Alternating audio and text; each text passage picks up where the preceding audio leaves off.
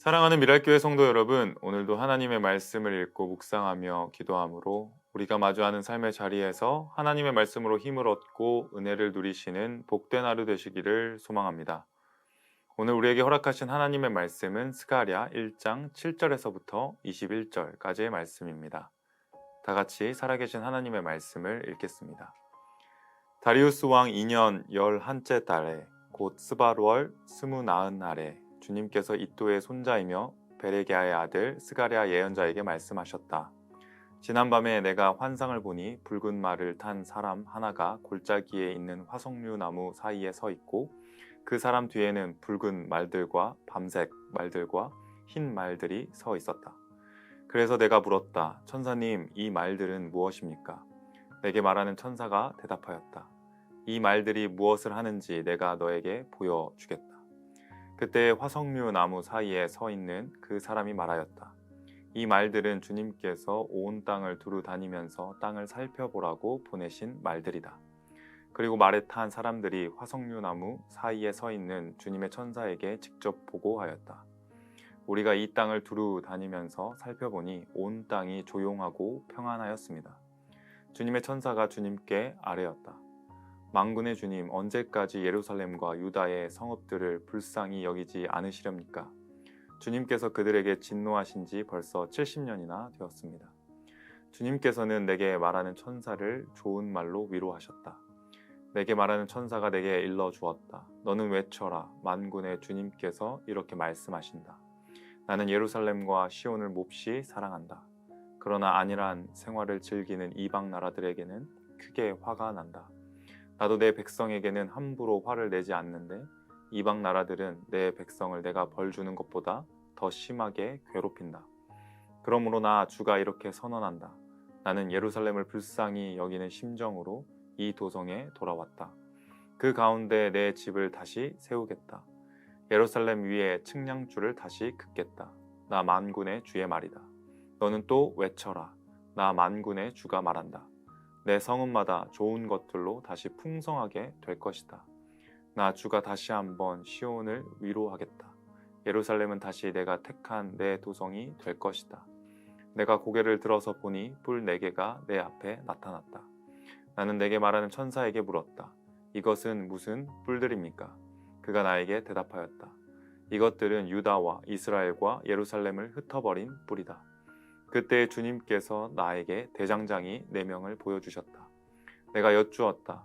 이 사람들은 무슨 일을 하려고 온 사람들입니까? 주님께서 나에게 대답하셨다.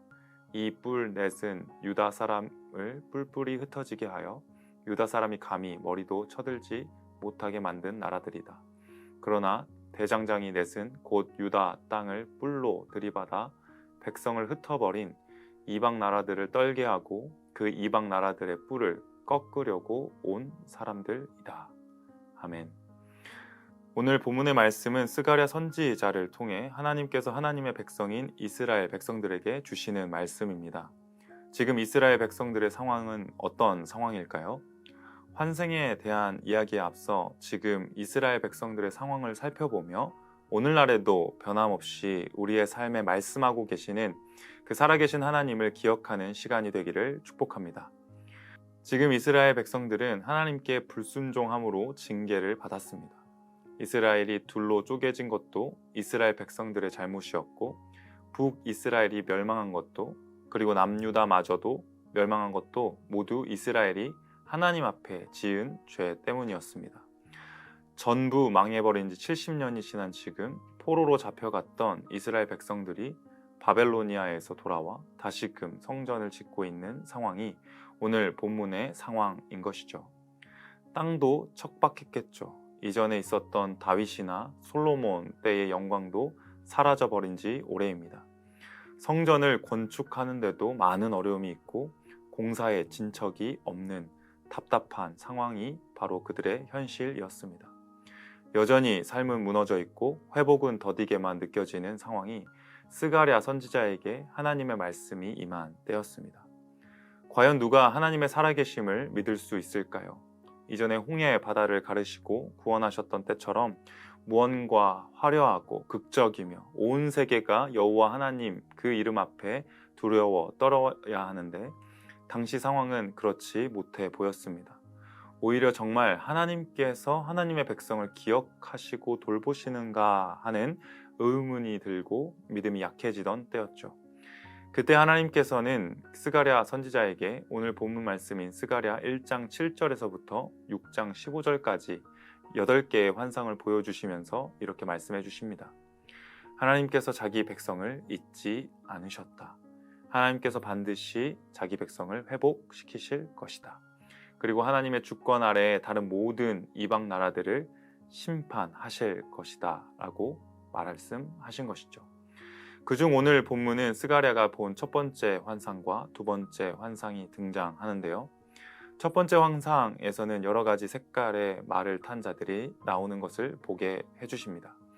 이것이 가리키는 것은 하나님께서 세상을 두루다니며 살펴보게 하셨다는 것, 다시 말해 세상은 하나님의 주권 아래에서 하나님의 다스림 속에서 지내고 있다는 살아계신 하나님의 주권적 역사하심을 볼 수 있습니다. 그러면서 동시에 그들은 하나님의 백성 이스라엘에게 허락하신 그 징계가 기한이 찼다는 사실을 하나님께 말씀드리고 하나님의 백성들을 회복시켜 달라는 그 은혜를 보게 하십니다. 이것이 이스라엘 백성과 우리에게 주는 위로는 무엇일까요? 아마도 이스라엘 백성들은 하나님께서 자신들을 버렸다고 생각했을 것입니다. 나라도 망했고 회복시키신다고 하셨으나 여전히 삶은 나아질 기미가 보이지 않았기 때문이죠. 하지만 그런 상황 속에서도 하나님께서는 하나님의 백성들을 지켜보고 계시며 반드시 그들을 회복시키실 것이라고 약속해 주십니다. 사실 우리의 삶도 마찬가지입니다. 삶의 작은 문제가 해결되는가 싶으면 또 다른 문제와 고난이 내 앞을 찾아오기 마련입니다. 조금은 편안해지겠지, 조금은 나아지겠지 하며 하루하루를 버티고 있으신 분들도 많으실 것입니다. 그러나 그것도 하루 이틀이지 계속된다면 지칠 수밖에 없는 것이 연약한 우리의 성정이죠. 내 마음을 누가 잘 이해해 줄 수 있을까 하며 가족들이나 가까운 관계인 사람들에게 토로하지만 잠시뿐이지 그 불안함과 초조함은 이내 우리의 마음을 사로잡아 갑니다. 그런데요, 정말 그런 어려움 속에서 누구 하나 나의 어려움을 모르는 것 같은 그 상황 속에서 이런 어려움 가운데 있는 우리를 지켜보시고 지금도 붙들고 계신 분이 있다고 오늘 본문은 계속해서 말씀해 주십니다. 하나님께서 모르신 것이 아니라 전부 알고 계신다. 하나님께서 그냥 내버려 두신 것이 아니라 반드시 회복시키실 것이다. 하나님께서 알고만 계시는 것이 아니라 하나님의 다스림으로 우리의 인생을, 하나님의 자녀된 우리를 지키신다는 말씀입니다. 정말 그렇습니다. 그렇기에 스가랴 선지자도 자신에게 임한 하나님의 말씀과 그 환상이 도대체 무엇을 의미하는지 알고 싶어서 물어본 것입니다. 물어보니 어떻게 하실까요? 천사들을 통해서 응답해 주셨습니다. 잘 깨닫지 못하는 하나님의 말씀도 밝히 알려주셨습니다. 그리고 위로만 주시는 것이 아니라 소망도 주셨습니다. 사랑하는 성도 여러분, 우리의 인생이 때론 고난의 길을 가게 될 때도 있습니다. 그러나 그 고난은 하나님께서 우리를 하나님만 바라보게 하시는 자리인 줄 믿습니다. 다 이해되지 않을 때에는 살아계신 하나님께 기도하며 아뢰이시기를 바랍니다. 그럴 때마다 하나님께서는 하나님의 말씀으로 응답해 주실 것입니다. 오늘 본문도 전부 이해되지 않은 상황 속에서 고난을 당하는 그때에 회복의 약속을 주신 것처럼 우리에게도 지금 이 말씀을 통해, 우리가 보는 지금의 말씀을 통해 우리가 겪는 고난이 우리를 하나님 앞에서 살아가게 하는 은혜의 자리로 나와 동행하게 하심을 깊이 알게 되는 자리로 바꾸실 줄 믿습니다. 두 번째 환상은 넷불과 4명의 대장장이였는데요. 이에 대한 해석은 21절에 잘 나와 있습니다. 이스라엘은 하나님의 징계를 받았습니다. 하나님께서는 세계 나라들을 도구로 사용하시어 이스라엘을 징계하셨습니다.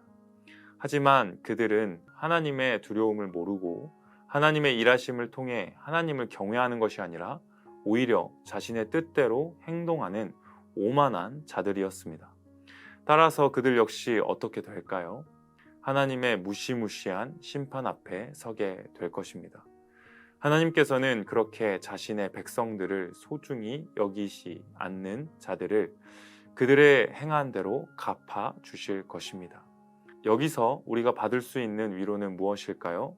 바로 하나님께서 다 갚아 주신다는 것입니다. 우리가 겪은 다 이해할 수 없는 우리의 눈앞에서 벌어지는 일들을 통해 하나님께서는 일하십니다. 그리고 살아계신 하나님만 의지하게 하십니다. 뿐만 아니라 억울한 일마저도 하나님께서 갚으시고 하나님께서 살아가도록 붙들어 주신다고 하십니다. 사랑하는 성도 여러분, 우리의 삶 속에 찾아오셔서 오늘 본문을 통해 말씀하시는 살아계신 하나님을 기억하기를 소망합니다. 사방이 막혀 보이는 곳이 없더라도 구원받은 우리의 삶이 변한 것 같지 않아 보이는 일상을 그렇게 걷고 있을지라도 하나님께서는 자기 백성을 잊어버리시거나 가만히 내버려 두시지 않으십니다. 하나님은 자기 백성을 돌보시고 인도하시고 회복시키시는 살아계신 하나님이십니다.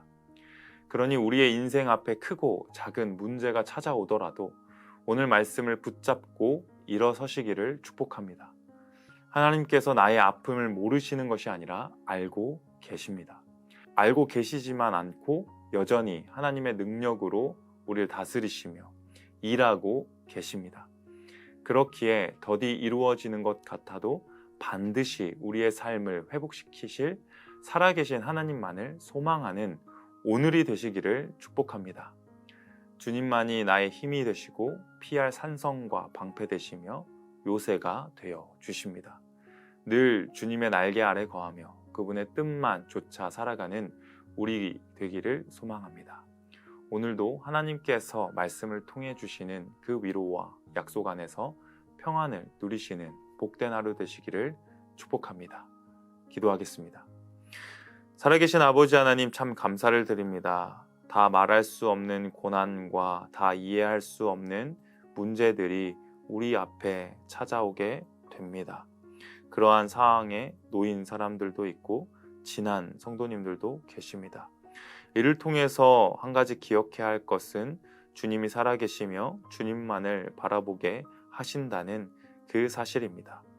우리의 삶이 눈을 들어 주님만을 바라볼 때 주님의 일하심을 경험하게 되고 내가 풀어가는 것보다 더 크신 능력과 무한한 지혜를 가지고 계신 그 하나님께서 가장 좋은 방법으로 이루실 것을 믿기에 오늘도 주님 앞에 우리의 삶을 고백하며 나아갑니다. 우리의 삶을 붙들어 주시고 지켜주시며 오늘 하루도 살아갈 때 주님께서 평안을 허락하여 주시옵소서. 늘 우리 삶을 붙드시는 그 주님을 기대합니다. 감사를 드리오며 살아계신 예수님의 이름으로 기도드립니다. 아멘.